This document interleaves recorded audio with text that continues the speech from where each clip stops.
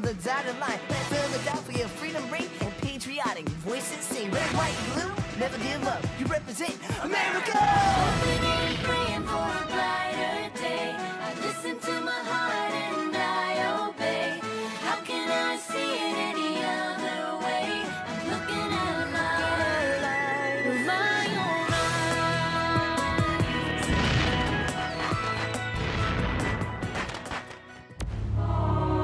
eyes. Today on Liberty's Kids. Washington is the only hero we have. The only man the whole country will support. Otherwise, the revolution will remain New England's war. You signed on with this army for 6 months' service. However, the enemy is still behind his barricades. He is not going home. But neither are many of your friends. They died in that fight on the hill, Bunker Hill, defending an idea. That idea is freedom.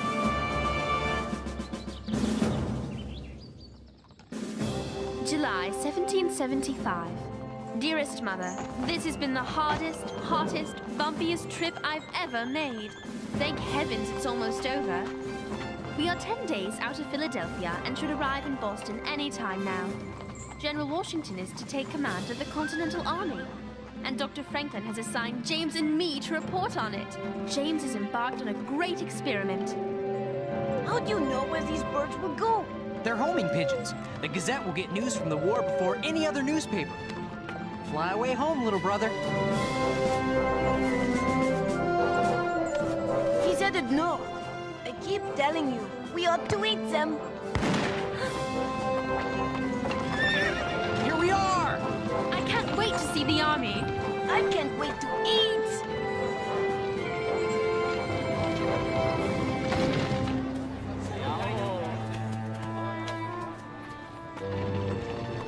This is an army?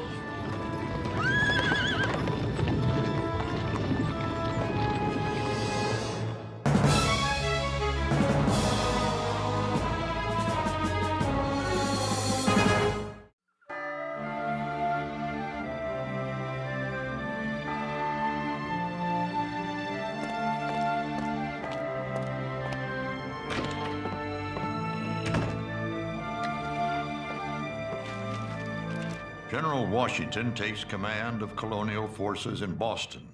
The general has begun to impose discipline on the eager and patriotic but disorganized group of citizen soldiers facing General Howe's formidable British regulars. I don't know how General Washington will turn this rabble into an army. A more sloppy, disrespectful, bull-headed group this journalist has never seen. But Dr. Franklin, this is supposed to be James's report from the front. What you read is not at all like what he said in his dispatch. Editor's privilege. Besides, if the army is to become a real army, they'll need money from Congress. And Congress won't give it if they think the army is hopeless. It was a brave thing to let the kids go along, but I can't help but worry about them. They'll be fine, Moses. James has the makings of a fine reporter. And Sarah, well, if either of those boys gets out of line, Sarah will put them straight soon enough. Have you spotted any of James's pigeons yet? I've seen plenty of pigeons, but none of them look like war correspondents. I told him that the distance might be too great. Just as well he uses the Army gallopers as a precaution.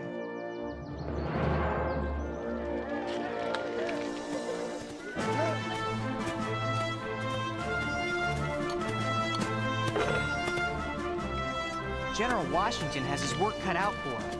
He has to strengthen the area around the entire city and somehow whip this bunch of farmers and layabouts into an army.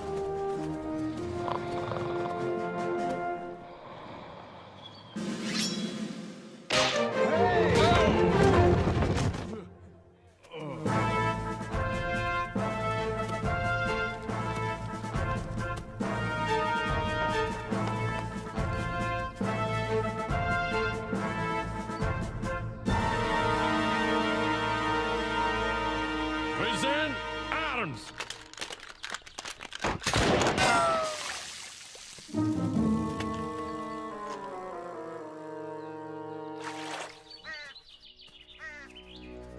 Would you say that rations here are low?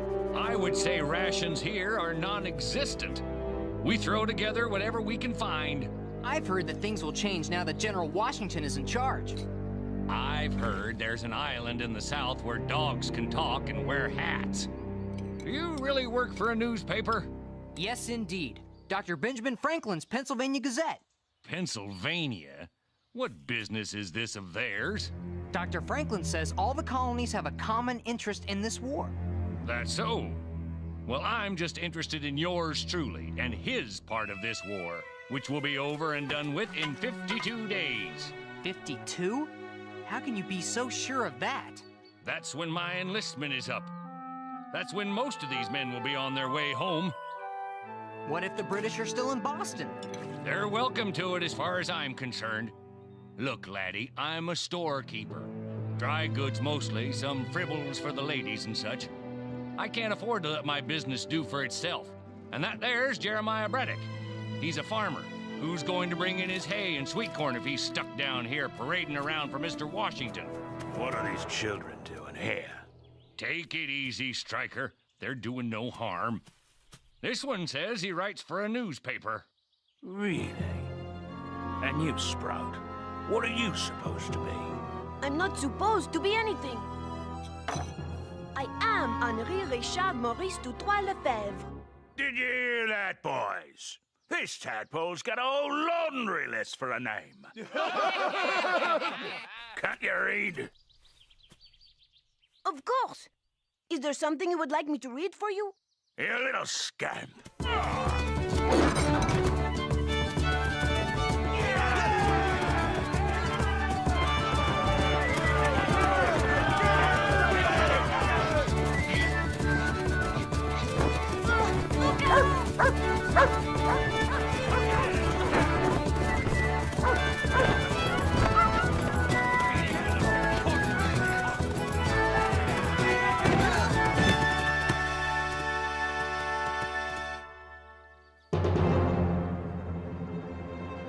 Look at him, the big pig farmer from Virginia. Everyone knows nothing good ever came out of the South. I hope you're as good at fighting redcoats as you are at chasing children.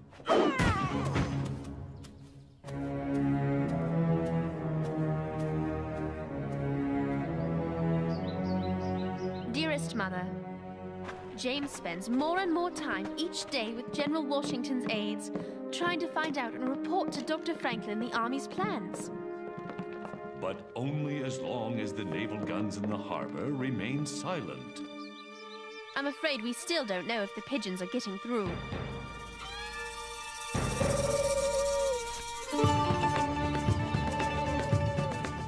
I thought Philadelphia was that way. Are you sure these aren't British pigeons?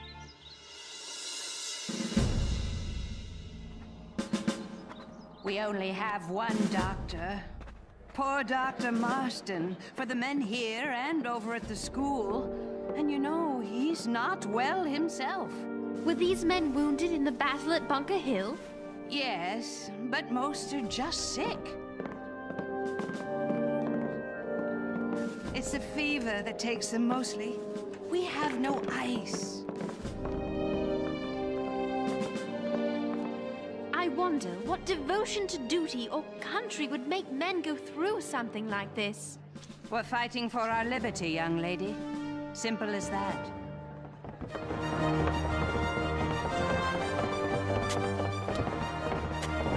If these New Englanders don't know how to drill yet, they certainly know how to dig.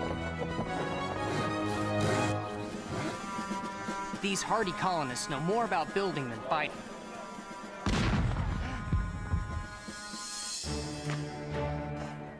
They never had an army, but they have carved a nation out of a wilderness. No one knows how long the British will wait before they attack. Or, indeed, why they are waiting at all.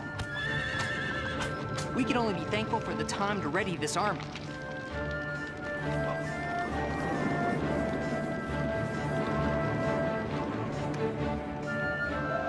December 1775. Dearest Mother, we've been in this camp for nearly 5 months.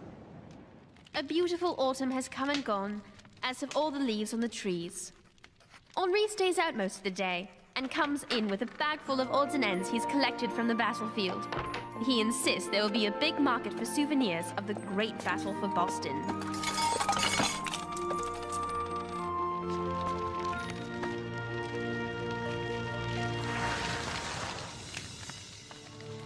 And now, as if he didn't have enough on his shoulders, General Washington has a new worry. The enlistment of half of the men here is up, and many of them are going home.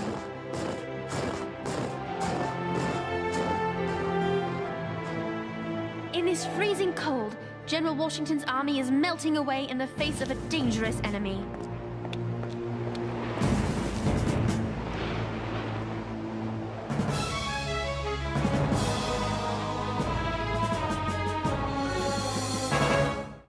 Men of New Hampshire, you signed on with this army for 6 months' service. That enlistment is now up, and you want to go home. I cannot blame you for that, and I cannot stop you from going.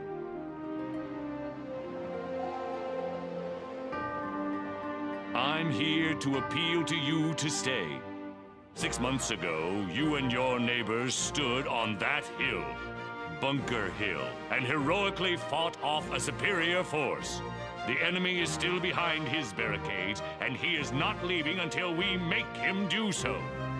He is not going home, but neither are many of your friends and neighbors. They died in that fight on the hill, defending their honor, defending an idea. That idea is freedom. Before you go, I ask you to think about the men you knew and loved who will forever man their post on that hill.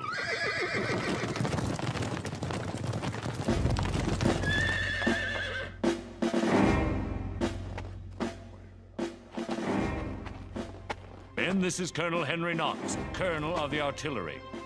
There are 56 British cannons waiting for us at Fort Ticonderoga, captured this past May. Knox needs men to move those guns here, to Boston, to bear on the enemy. We need artillery to drive the British from this city. Who will go? The time is past when we think of ourselves as New Hampshire men or Virginians. We are Americans, and we have to stand as one. Are you with me? Aye! Yes, I'm here. You're here. Colonel Knox and the promise of his cannon seems to have convinced at least some of the men to stay. Now all they have to do is move them 500 miles over winter mountains. Somehow. Since I was there when the cannons were captured, I'm going back to see how he does it.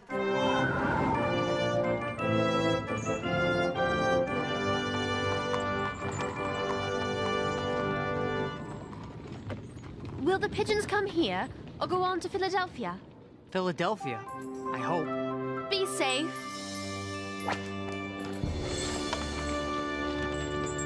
I'm going to visit with some of the new recruits in from Maine. Want to come along? No, I've got an assignment of my own.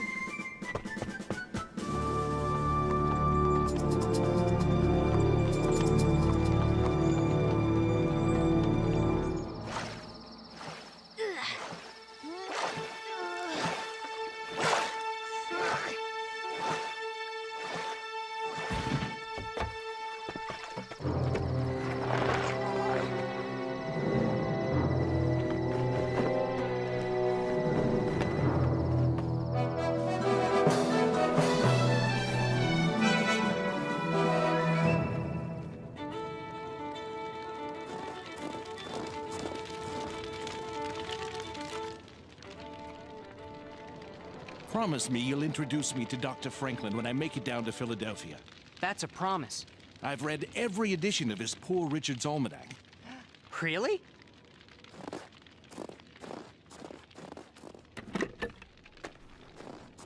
I used to have a bookshop down in Boston. Ah, here it is. Poor Richard's Almanac. Never failed to find something useful in these pages. Listen to this.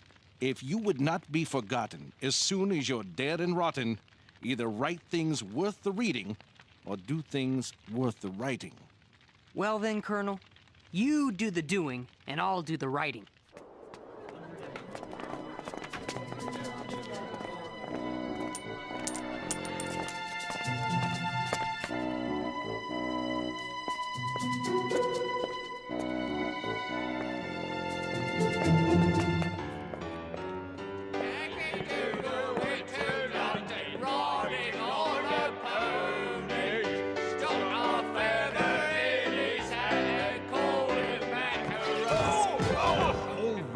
right, that's enough! This is dreadful! This show opens on Saturday night, and you people will never be ready! General Howe himself will be here, and he's issued a special invitation to General Washington himself to come and bring his own noose. Take it from Reggie's chorus. Reggie! From the top. And for heaven's sake, will you two decide on who's wearing the cowsuit? Yankee Doodle came to Boston, thought he'd beat the Tommies. Got a look at Gage's guns and ran right home to Mommy. Yankee Doodle went to war, Yankee Doodle dandy. Thought the Brits would run away, but he found us too handy. Hey, you! Get back here! Hey! There he is! I've got him! Come back there!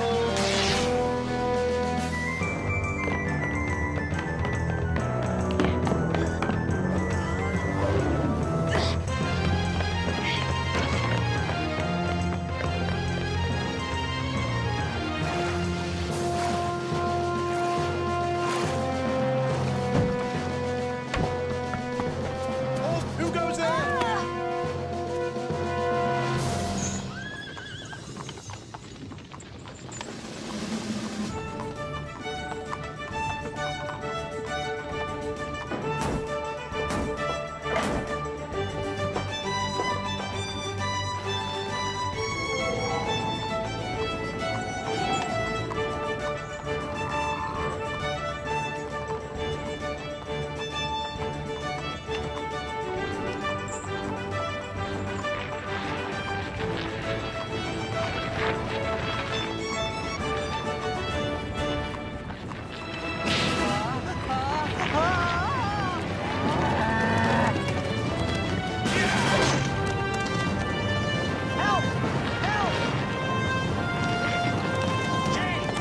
James!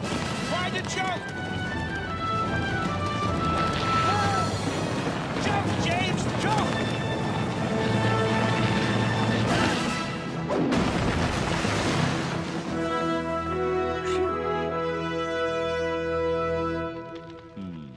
You say they plan this entertainment for Saturday night. Yes, sir. And they expressly invited you to attend. Well, that is a tempting invitation, isn't it? Perhaps an invitation for us to launch an attack. This is just a quick raid, gentlemen. We don't have enough men for a full attack. Bring back whatever you can carry, especially powder. Let's move out! Yankee Doodle came to Boston, thought he'd beat the Tommies. Got a Sorry to interrupt the entertainment, but it seems General Washington has launched an attack on Bunker Hill. Come along, men!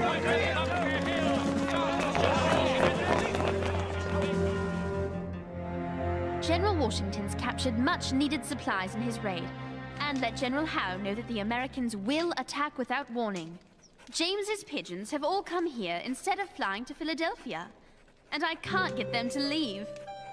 James has been gone with Colonel Knox for over a month now. I'm beginning to worry about them. More new recruits are coming in each day, and this army becomes stronger each day. What General Washington has done is nothing short of a miracle.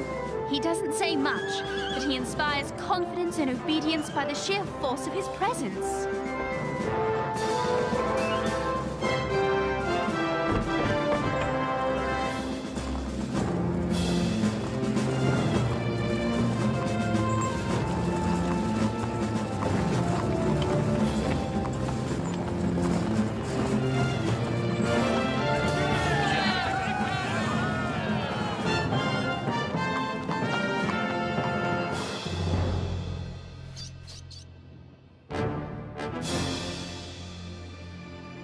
What is it? Those weren't there last night.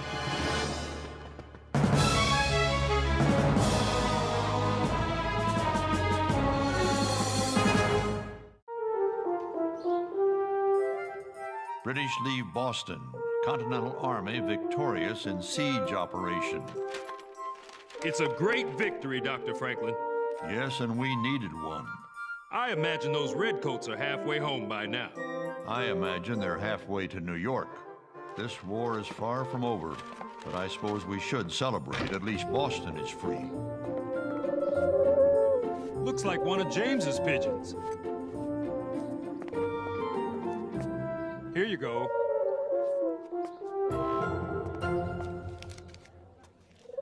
June 28th. We've reached Newark and should be in New York by tomorrow morning. That dispatch is months old. Where on earth have you been, Bird? Wherever he's been, he's probably ready for a nap.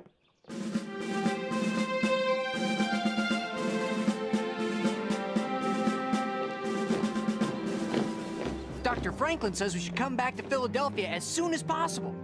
What will happen here? We'll keep a garrison here, but the bulk of the army and new troops from the southern colonies will be gathering in New York. How long do you think the war will last, Colonel Knox? I don't know, Sarah, but we have to be ready for as long as it takes.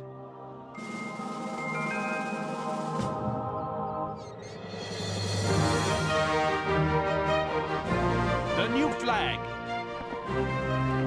And a new army. A worthy army. An army we can be proud of.